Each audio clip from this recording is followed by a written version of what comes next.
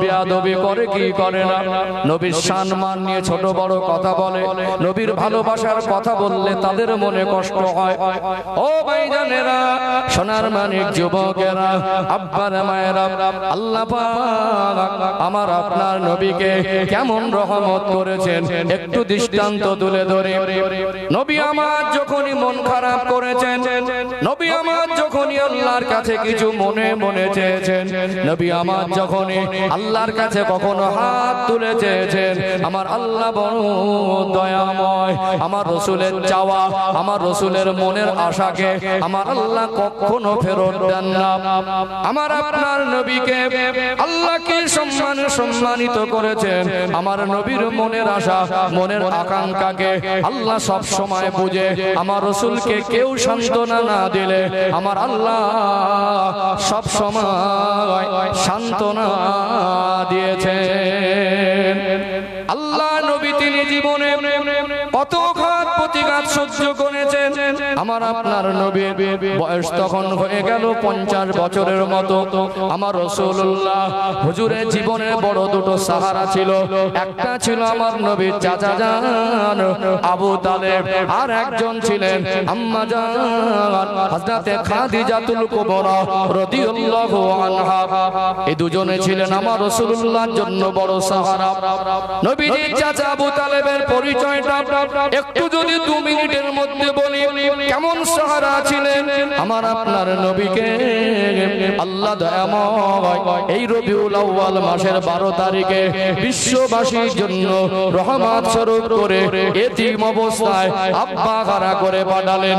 দুনিয়া আসলেন আব্বা কেমন হয়, আব্বার আদর কেমন হয়, নিজের জন্মদাতা পিতাকে আব্বা বলার অনুভূতি কেমন হয়, নবী আমার সেটা তার নসিবে পেলেন না। মাত্র 6 বছর বয়স মাকে হারিয়ে ফেললেন। 8 বছর বয়সে দাদুও চলে গেলেন। এই 8 বছর বয়স থেকে নবীজির চাচা আবু তালেবের কাছে লালিত পালিত হলেন টানা 42 বছর। কত বছর?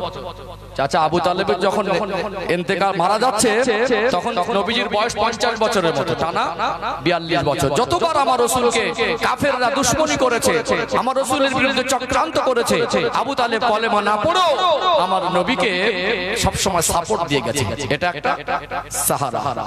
নবী আমার কলেমার বাণী প্রচার করার কারণে আবু জেহেল, আবু লাহাব, উতবা, শাইবা, রাবিয়া, উমাইয়া ইবনে খালদ এরা বড় বড় কাফের আমার রাসূলুল্লাহর পিছনে দুশমনি যে মাত্রায় করেছে, দুশমনির লিমিট ক্রস হয়ে গিয়েছিল। আল্লাহর নবীর ঘাত প্রতিঘাত সবকিছু উপেক্ষা করে আল্লাহ দেওয়া মহান দায়িত্ব তিনি পালন করতেন। আর আমার রাসূলুল্লাহ জীবন সঙ্গিনী পৃথিবীর জমিনে, আসমানের নিচে, জমিনের উপরে শ্রেষ্ঠ রমণী, তামাম উম্মতের মা আম্মা জান হযরতে খাদিজাতুল কুবরা রাদিয়াল্লাহু আনহা তিনি সব সময় আমার রাসূলুল্লাহকে সান্ত্বনা দিয়ে যেতেন। জোরে বলুন সুবহানাল্লাহ।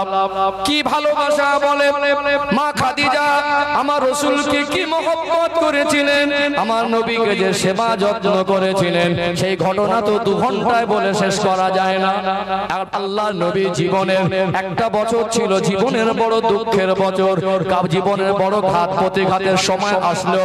নবী আমার একই বছরে কয়েক দিনের ব্যবধানে নবীজির চাচাকেও হারালেন। আম্মা জান হযরতে খাদিজাতুল কুবরা রাদিয়াল্লাহু আনহা ইন্তেকাল হয়ে গেলেন। দুজন ছিলেন বড় সাহারা, সুখে দুঃখে সব সময় আল্লাহ নবীকে সান্ত্বনা সাপোর্ট দিতেন। একই বছরে কয়েক দিনের ব্যবধানে আল্লাহর নবীর চাচাও মারা গেলেন। আম্মা জান খাদিজাতুল কুবরা রাদিয়াল্লাহু আনহা তিনিও ইন্তেকাল হয়ে গেলেন। আল্লাহর নবী কিছুটা মানসিক ভাবে ভেঙে পড়লেন। এটা স্বাভাবিক। মানে এত কষ্ট পেয়েছিলেন সেই বছরটাকে কিতাবের ভাষায় আমুল হুজুন বলা হয়, দুঃখের বছর, রাসূলের জীবনের দুঃখের বছর। 63 বছরের জীবনে নবী এই বছরটাকে শোকের বছর হিসেবে পেয়েছিলেন। এত বেশি শোকাহত হয়েছিলেন, এতটা বেশি ভেঙে পড়েছিলেন, সাহাবারা দেখতেন আমার রাসূল দুঃখের কষ্টের মধ্যে থেকেও সাহাবাদের দেখে একটা মুস্কি হাসি দিতেন। আমার রাসূলের ওই মুস্কি হাসিতে সাহাবারা বলতেন আমাদের জান ভরে যেত। জোরে বলুন সুবহানাল্লাহ। কিন্তু মা খাদিজা রাদিয়াল্লাহু রাদিয়াল্লাহু আনহাও ইন্তেকাল করলেন, নবীজির চাচাও ইন্তেকাল করলেন। আল্লাহর নবী শোকের মধ্যে পড়ে গেলেন, মনটা অত্যন্ত খারাপ। আর যেই দুটো মানুষ পাশ থেকে চলে গেল, দুজনেই আল্লাহর ডাকে সাড়া দিয়ে চলে গেল, সেই সময় কাফেররা সুযোগ পেয়ে গেল। চাচা একটা সাপোর্ট ছিল, এই মক্কার বিশিষ্ট একজন ব্যক্তি আবু তালেব, আর মা খাদিজা তখনকার সময় অন্যতম একজন ধনী। এই দুজনের সাপোর্ট যখন সরে গেছে, কাফেররা দেখলো যে জুলুম অত্যাচারের মাত্রাটা বাড়াতে হবে, এতদিন যেটা করিনি এইবারে সেটা করব। নবীজির চাচা আবু তালেব বলতো, আমার গায়ে এক ফোঁটা রক্ত থাকতে তোমার উপরে আঘাত আসতে দেবো না, কিন্তু দুর্ভাগ্য তিনি কলেমা পড়েনি, মারা গেল। ও ভাইজানেরা, সোনার মানিক যুবকেরা, আব্বারা মায়েরা, কাফেররা ষড়যন্ত্র করে আমার রাসূলুল্লাহকে বারে জানে মেরে দেবে। এক তো আমার নবী শোকের মধ্যে পড়ে গেলেন, দুঃখের বছর বলে আমার নবী জীবনীতে লেখা হলো। নবী আমার মন খারাপ করে একা একা দীর্ঘক্ষণ বসে থাকতেন, চোখ ভরা পানি। সাহাবাদের সঙ্গে মিশলে কথা বললো আমার রাসূলুল্লাহ কিছুটা, একটু যেন আমার নবী দুঃখের মধ্যে ডুবে আছেন সেটা সাহাবারা উপলব্ধি করতেন। এই কঠিন সময়ে কাফেরদের দুশমনি বেড়ে গেল, বিভিন্ন দিক থেকে আওয়াজ আসে, ইয়া রাসূলুল্লাহ, ইয়া হাবিবাল্লাহ, হুজুর আপনাকে ওরা জানে মেরে ফেলার পরিকল্পনা করেছে। আল্লাহ নবী রাতের বেলা ভাবতে লাগলেন, আমার মনে হয় এই চরম দুশমনি প্রাককালে কিছু সময়ের জন্য মক্কার জমিন থেকে কিছুটা দূরে কাটালে মনে হয় ভালো হয়। এই মুহূর্তে মক্কায় না থেকে একটু কিছুটা দূরে কোথাও যদি কাটাতে পারতাম। আমাদের মাঝে মাঝে কি হয়, কখনো খুব দুঃখ কষ্ট বেদনা হলে একটু মনের কষ্ট হালকা করার জন্য কোনো আত্মীয়র বাড়ি, বন্ধু বান্ধবের বাড়ি একটু কোথাও সাইডে যাই। আমার নবী আর কোথায় যাবেন, কার কাছে যাবেন? মক্কার জমি তো আমার নবীর চতুর্দিকে দুশমনে ভরা। নবী আমার মনে করলেন, তায়েফের জমিনে আমার জীবনের শৈশবকালে, শিশুকালে 4টে বছর আমি অতিবাহিত করেছি আম্মা জান হযরতে হালিমাতুস সাদিয়া রাদিয়াল্লাহু আনহার ঘরে। তবে কলেমার বাণীটাও প্রচার হবে। আর আমার সেই ছোটবেলার স্মৃতি, যে মাঠে ঘুরেছি, যেখানে আম্মা জান হালিমাতুস সাদিয়ার বকরি ছাগলের সঙ্গে খেলাধুলা করেছি, যেখানে দুধ বোন সায়মার সঙ্গে বহুবার ঘুরেছি, সেই তায়েফের জমিনে আমার সেই ছোটবেলার স্মৃতিটা একটু দেখবো আর একটু শান্ত হব। যেহেতু তায়েফের জমিন আল্লাহ নবী জীবনের 4 বছরের স্মৃতি জড়িয়ে আছে না নেই। নবী আমার ভাবলেন, যেতে যদি হয় একা একা তো ভালো লাগে না, কাকে নিয়ে যাব? আমার রাসূলুল্লাহ একটা পোষ্য পুত্র ছিল, যার নাম হলো যায়েদ। হযরত যায়েদ ইবনে হারেসা রাদিয়াল্লাহু আনহুকে ডাকলেন, ও বাবা যায়েদ, ও হযরত যায়েদ ইবনে হারেসা, চতুর্দিকে আমার দুশমনে ভরা, চলেন বাবা চলেন, কিছু দিনের জন্য একটু মক্কার জমিন ছেড়ে, এই উত্তপ্ত পরিবেশ ছেড়ে একটু কোন জায়গায় গিয়ে সময় কাটাই। আমার মনে হলো তায়েফে যাব, আমার 4 বছরের স্মৃতি জড়িয়ে আছে, সেখানে গিয়ে আল্লাহর দেওয়া মহান দায়িত্ব কলেমার বাণীটা প্রচার করব। সঙ্গে করে নিলেন আল্লাহ রাসূলের পোষ্য পুত্র হযরত যায়েদ ইবনে হারেসা রাদিয়াল্লাহু আনহুকে। আল্লাহর নবী চলে গেলেন তায়েফের জমিনে। তায়েফবাসীর কাছে গিয়ে নবী আমার মধুমাখা সুরে ডাকে, ও তায়েফের মানুষেরা, ও তায়েফবাসী, তোমরা কি আমায় চিনতে পারছো? আমি সেই মুহাম্মদ সাল্লাল্লাহু আলাইহি ওয়াসাল্লাম। ও তায়েফের মানুষেরা, 4টে বছর আমি হালিমাতুস সাদিয়ার ঘরে লালিত পালিত হয়েছিলাম। আল্লাহ আমাকে নবী করেছেন, আল্লাহর দেওয়া মহান দায়িত্ব কলেমার বাণী প্রচার করছি। আপনারা আমাকে যদি নবী বলে মেনে নেন, আল্লাহকে যদি আল্লাহ বলে মেনে নেন, হে তায়েফের মানুষ, ঈমানের কলেমা পড়ে মুসলমান হয়ে যান। আমি রাসূলুল্লাহ আপনাদের কলেমার দাওয়াত দিচ্ছি। তায়েফবাসীরা নিষ্ঠুর, আমার রাসূলুল্লাহ তায়েফের মানুষের কাছে ঘুরে ঘুরে দাওয়াত দেয়, একজন কেউ কলেমা পড়ে না। আমার রাসূলুল্লাহ জীবনীতে এসেছে, আল্লাহর নবী হুজুর আমার টানা 1 মাস ঘুরে ঘুরে অলি গলিতে তায়েফের জমিনে কলেমার বাণী প্রচার করেছে। 1 মাসের ভিতরে কেউ কলেমা পড়েনি। ও ভাইজানেরা, সোনার মানিক যুবকেরা, আব্বার মায়েরা, এক সময় তায়েফবাসী হিংস্র রূপ ধারণ করলো।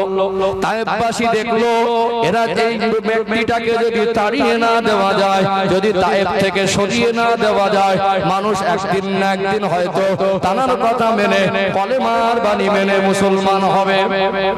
খবরটা তো তায়েফে গেছে। এই যে আল্লাহর নবী সাল্লাল্লাহু আলাইহি সাল্লাম 10 বছর ধরে মক্কায় কলেমার বাণী প্রচার করেছেন, এত ঘাত প্রতিঘাত সাহাবাদের শহীদ করেছেন। গোটা আরব অনারবের মধ্যে তখন বিভিন্ন জায়গায় সমালোচনা হতো যে ইসলাম প্রচার হচ্ছে, যে মুহাম্মাদুর রাসূলুল্লাহ সাল্লাল্লাহু আলাইহি সাল্লাম একজন শ্রেষ্ঠ নবীর আবির্ভাব হয়েছে, তিনি মানুষকে হেদায়েতের বাণী শোনাচ্ছেন। তায়েফ থেকে মক্কার জমিন 100 কিলোমিটার এভারেজ। কতটা?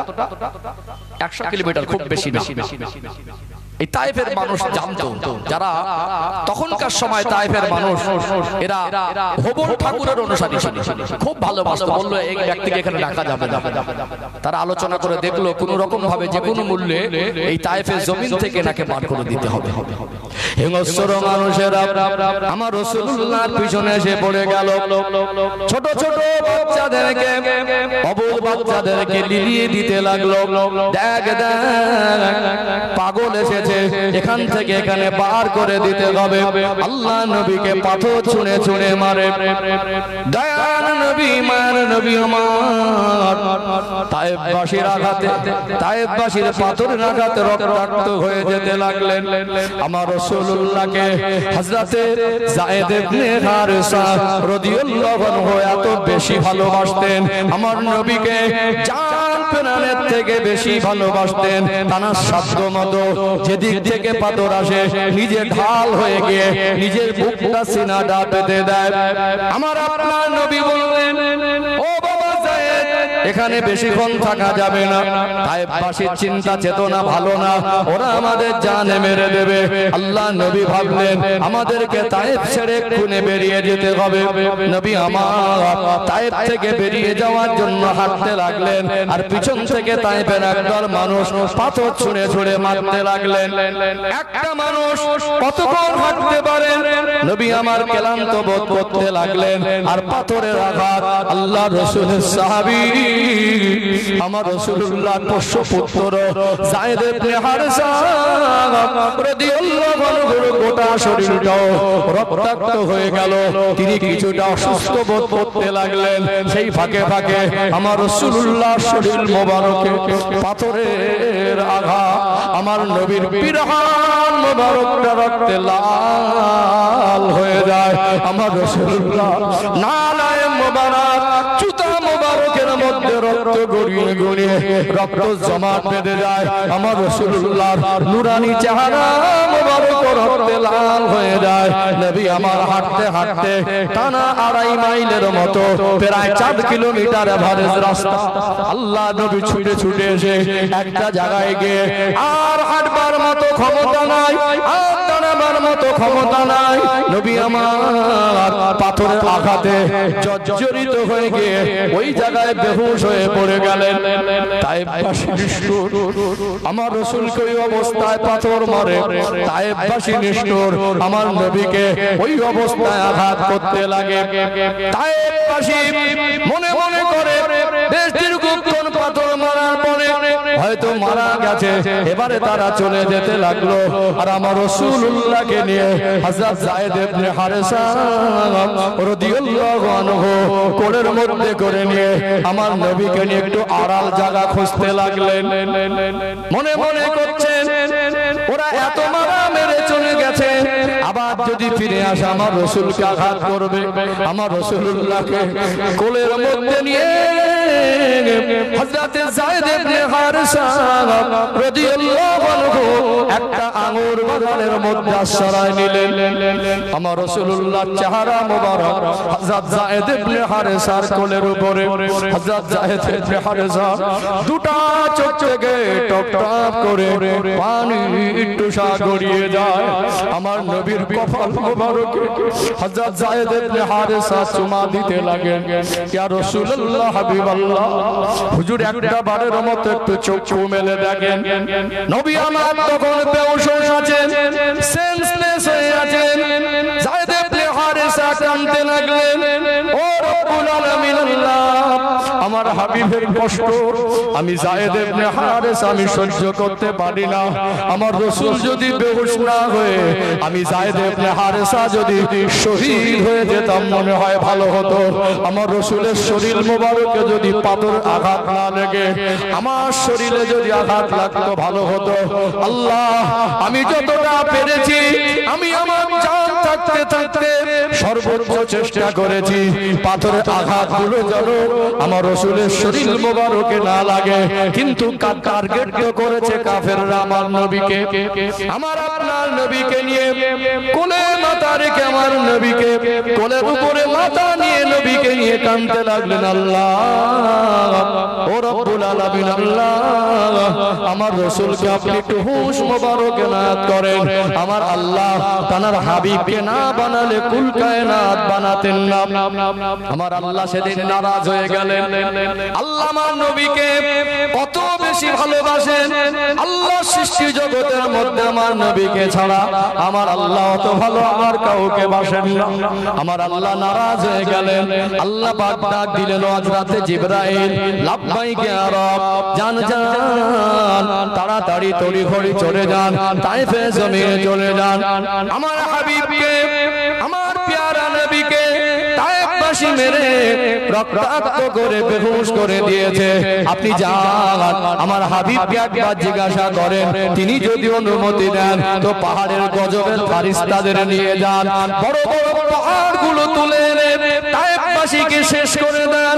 বলুন তো দেখে অন্যান্য নবীদের শানে এই উম্মতরা বেয়াদবি করার কারণে আমার আল্লাহ গজব দিয়েছেন না দেন নাই? নূহ আলাইহিস সালামের উম্মতেরা, নূহ আলাইহিস সালামের কওমেরা, নূহ আলাইহিস সালামের শানে বেয়াদবির মাত্রা যখন লিমিট ক্রস করে ফেললো আল্লাহর কাছে বদদুয়া করে দিয়েছিলেন। আমার আল্লাহ তিনি তানার বদদুয়া কবুল করে নিয়ে মহা প্লাবন দিয়েছিলেন। গোটা পৃথিবীটাকে আমার আল্লাহ পানির মধ্যে 40 দিন পর্যন্ত ডুবিয়ে রেখেছিলেন। আল্লাহ আসমান থেকে এত বেশি পানি বর্ষণ করেছিলেন। আল্লাহ দয়াময় তিনি জমিন থেকে এত বেশি পানি উদয় করেছিলেন।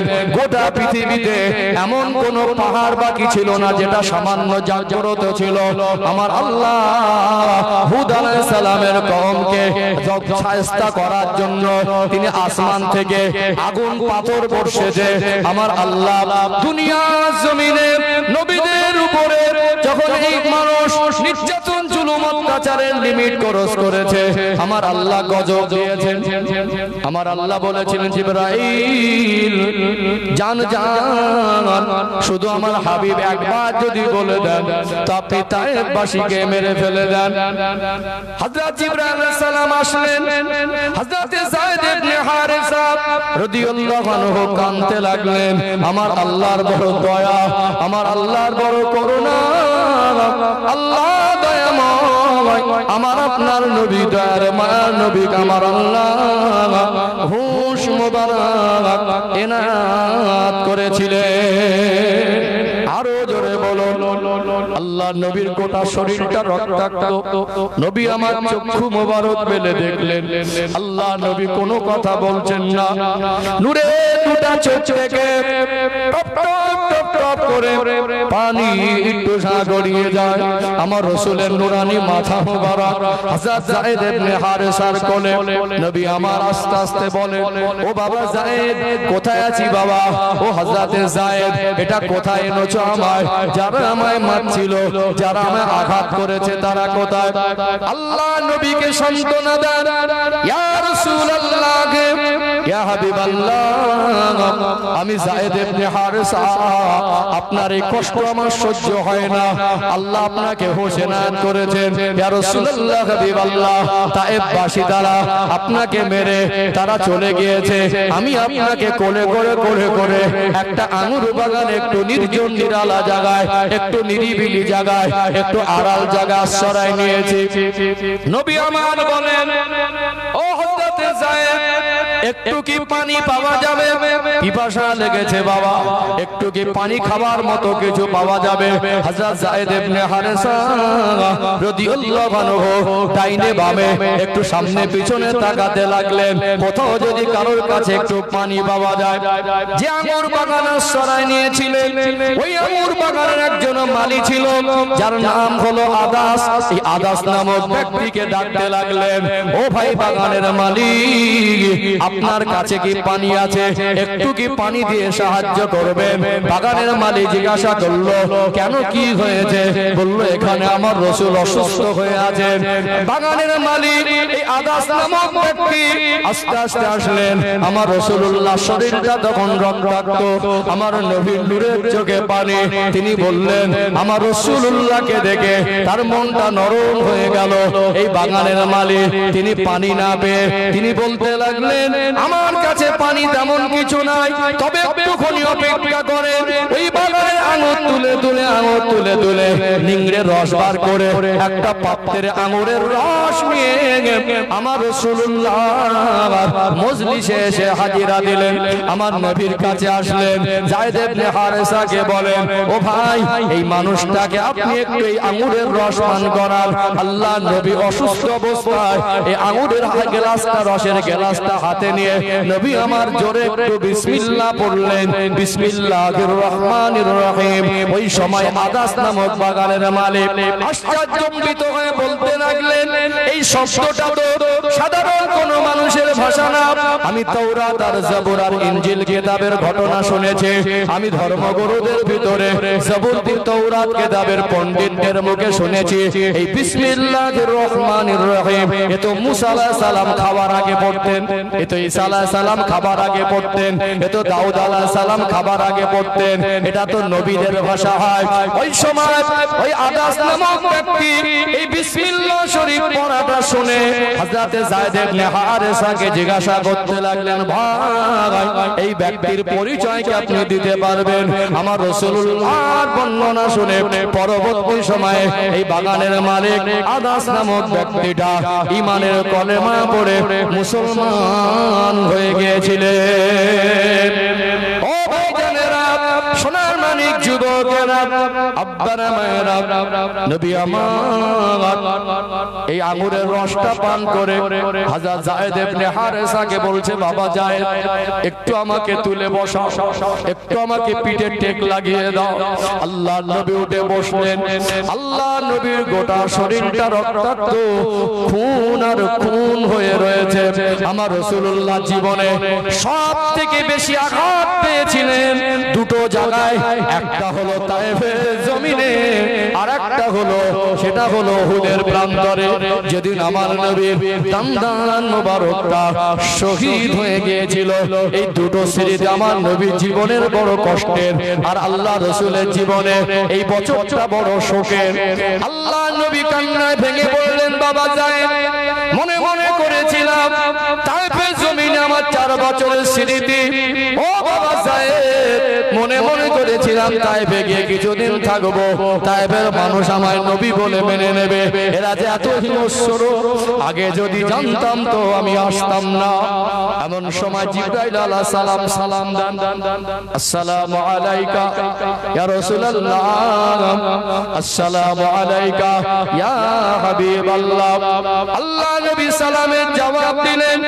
জিবরাইল সালাম এসে আমার রাসূলকে বলতে লাগে, ইয়া রাসূলুল্লাহ, ইয়া হাবিবাল্লাহ, আজকে আপনার কষ্ট দেখে আমার আল্লাহ সহ্য করলেন না। আমার আল্লাহ আজকে আপনাকে সালাম পাঠিয়েছেন আর আপনার অনুমতি নিতে বলেছেন। আল্লাহ পাক জানিয়েছেন, শুধু যদি একবার আপনি জবান থেকে অনুমতি নেন, আজকে আমি জিবরাইল একা আসি নাই, সঙ্গে গজবের পাহাড়ের ফেরেশতাদের নিয়েছি। আপনি যদি অনুমতি দেন, বড় বড় বড় পাহাড়গুলো তুলে নে, আপনাকে যারা মেরেছে, আপনাকে যারা আঘাত করেছে, ওদের মাটির সঙ্গে মিশিয়ে দেব। আল্লাহ নবী ওই রক্তমাখা চেহারা নিয়ে, আল্লাহ নবী রক্তমাখা শরীর নিয়ে জিবরাইল আলাইহিস সালামের চেহারার দিকে তাকিয়ে একবার মুস্কে হেসেছিলেন। জোরে বলুন সুবহানাল্লাহ। ও ভাই জিবরাইল, আমি জানি আল্লাহ আমাকে এত বেশি ভালোবাসেন, আমার আল্লাহকে যদি বলি আল্লাহ আমার বদদুয়া ফেরাবেন না। ও হযরতে জিবরাইল, আমার এত কষ্টের ভিতরে আমার আল্লাহ যে আমায় সালাম দিয়েছেন, আমার আল্লাহ যে আমায় ভালোবাসেন, এর থেকে আমার বড় সান্ত্বনা আমার জীবনে আর কিছু নেই। ও ভাই জিবরাইল, আপনি এই সংবাদ নিয়ে এসেছেন। ও হযরতে জিবরাইল, আমি রাসূল, আল্লাহ পাক তো আমাকে বদদুয়া করার জন্য পাঠায় না, আল্লাহ তো আমাকে বিশ্ববাসীর জন্য রহমত শুরু করে রহমাতুল লিল আলামিন করে আমার আল্লাহ প্রেরণ করেছেন। ভাই আজরা, ভাই জিবরাইল, আমি রাসূল, আমি বদদুয়া করতে পারবো না। নবী আমার আল্লাহর দরবারে ওই রক্তমাখা হাত দুখানা তুললেন, আল্লাহর কাছে কাঁদতে লাগলেন। ও রব্বুল আলামিন আল্লাহ, ও দয়াময় আল্লাহ, আপনি মেহেরবান। আমি তো নবী তায়েফের কাছে এসেছি, তায়েফবাসীর কাছে এসেছি। ওরা আমাকে সত্যিকারের নবী বলে যদি চিনত, ওরা আমায় মারতো না, ওরা আমায় আঘাত দিত না। আল্লাহ, আমি এদের বদলা চাই না, প্রতিশোধ চাই না। আমার এই রক্তের বিনিময়ে আল্লাহ আমার শরীর থেকে রক্ত ঝরেছে, আমি আপনার কাছে আমার উম্মত উম্মতিদের জন্য হেদায়েতের দোয়া চাই। জোরে বলেন না। নারে তাকবীর।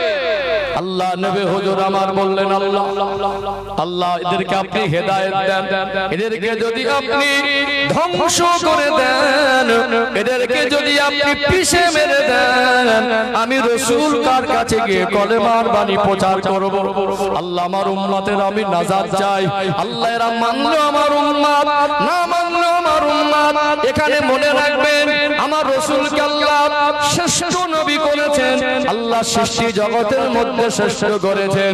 আমার নবীকে যারা মানে তারাও আমার নবীর উম্মত, আর আমার নবীকে যারা মানে না তারাও আমার নবীর উম্মত। আল্লাহ শুধু রাসূলকে মুসলমানদের জন্য নবী করেন নাই, আল্লাহ সৃষ্টি জগতের নবী করেছেন।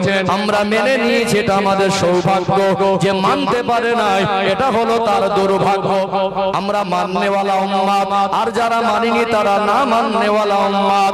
আল্লাহ নবী বলেছিলেন, আজকে দিনে আল্লাহ আপনার কাছে এদেরকে দোয়া চাই, আপনি এদের হেদায়েত দেন, আর আমি রাসূলুল্লাহ আমি এদেরকে ক্ষমা করে দিলাম। আরো জোরে বলুন। আল্লাহ নবী দোয়া শেষ করে জিবরাইল সালামকে বলতে লাগলেন, ও হযরতে জিবরাইল, আমার বিশ্বাস এরা যদি মুসলমান না হয়, একদিন না একদিন এই তায়েফের জমিনে কলেমার পতাকা উড়বে। একদিন না একদিন এদের সন্তান, তার সন্তান, তার পরের জেনারেশন একদিন না একদিন কলেমা পড়ে মুসলমান হয়ে যাবে। আজকে সেই তায়েফের জমিনে যাবেন, নিজে চোখে দেখেছে। হযরতে আব্দুল্লাহ ইবনে আব্বাস রাদিয়াল্লাহু আনহু মসজিদ নামে একটা বৃহৎ মসজিদ নির্মাণ হয়েছে। ওই তায়েফের জমিনে আজকে আমার আল্লাহ কলেমার পতাকাটাকে উড়িয়ে দিয়েছে। জোরে বলেন না সুবহানাল্লাহ। আমার রাসূলুল্লাহ, আমার রাসূলের দোয়ার ফল তায়েফবাসী আমার রাসূলকে এত কষ্ট দেওয়ার পরে সেদিন যদি আমার নবী বদদুয়া করে দিতেন, তায়েফবাসী ধ্বংস হয়ে যেত না। এখান থেকে নবীর আদর্শের শিক্ষার ভিতর থেকে দুটো শিক্ষা। প্রথমত আমাদেরকে সবর করা শিখতে হবে। কি শিখতে হবে?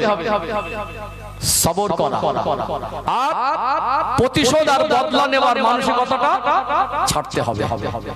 আজকে মানুষের ভিতরে একটা হিংস্র ভাব, কথা বুঝতে পারছেন?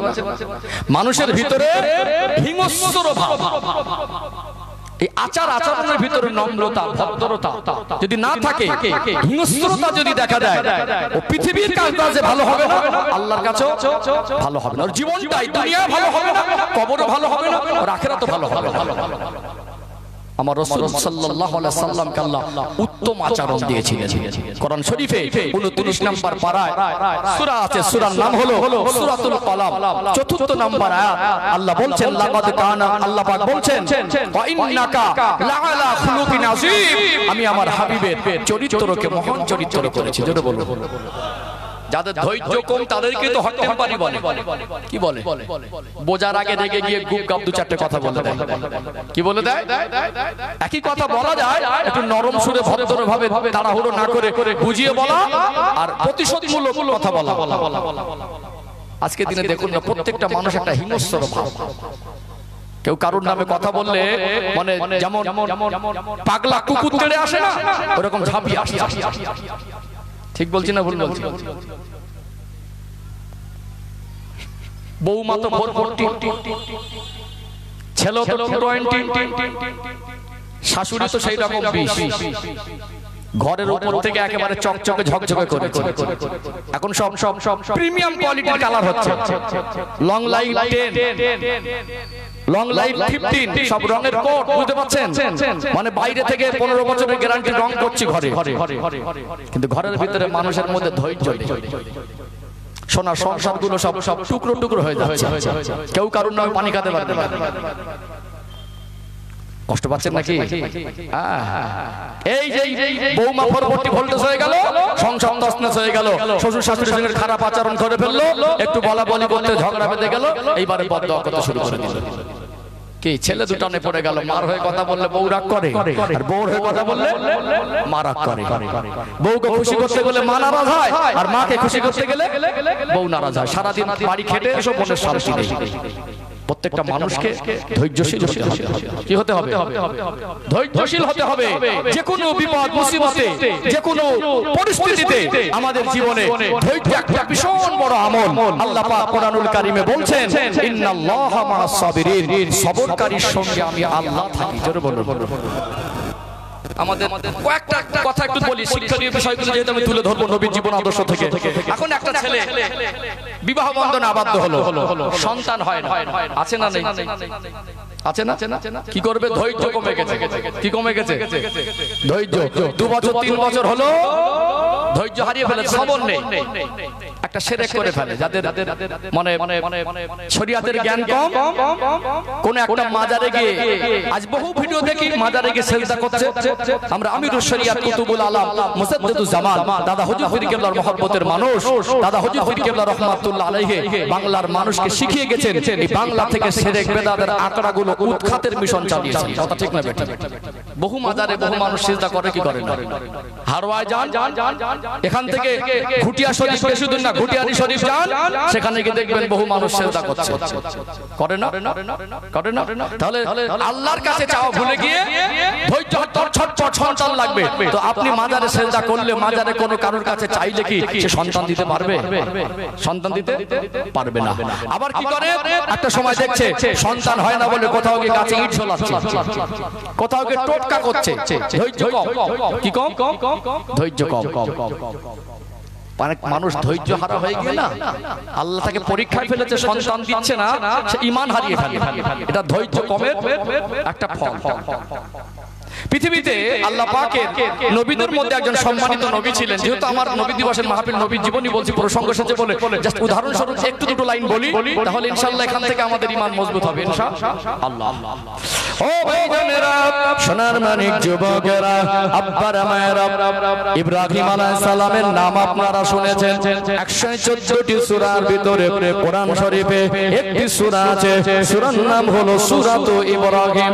নবীর নামে একটি সূরা, আমার নবীর নামেও কোরআন শরীফে সূরা আছে, সূরাতু মুহাম্মদ সাল্লাল্লাহু আলাইহি ওয়াসাল্লাম। ইব্রাহিম আলাইহিস সালামের লকাব হলো ইব্রাহিম খলিলুল্লাহ, আল্লাহর দোস্ত।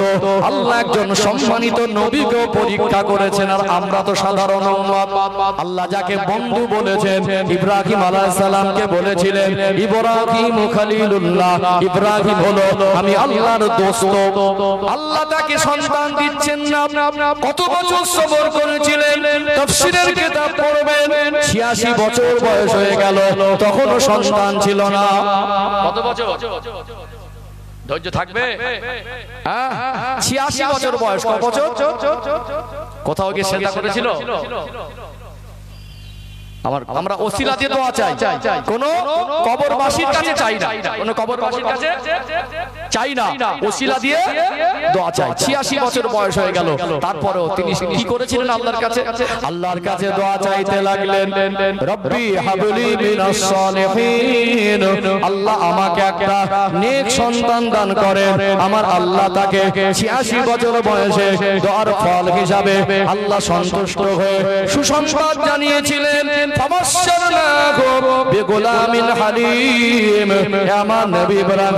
আপনি নেক সন্তান চেয়েছেন, আমি আল্লাহ আপনাকে নেক সন্তানের সুসংবাদ প্রদান করলাম। জোরে বলুন সুবহানাল্লাহ। একজন নবীর জীবনে আল্লাহ পরীক্ষা নিয়ে কয়েক হাজার বছর আগের ঘটে যাওয়া ঘটনাকে আল্লাহ কোরআন শরীফের আয়াত দিলেন, যাতে আমরা শিক্ষা গ্রহণ করতে পারি। নবীর জীবনী থেকে সবরের শিক্ষা নিতে হবে। কি করতে হবে?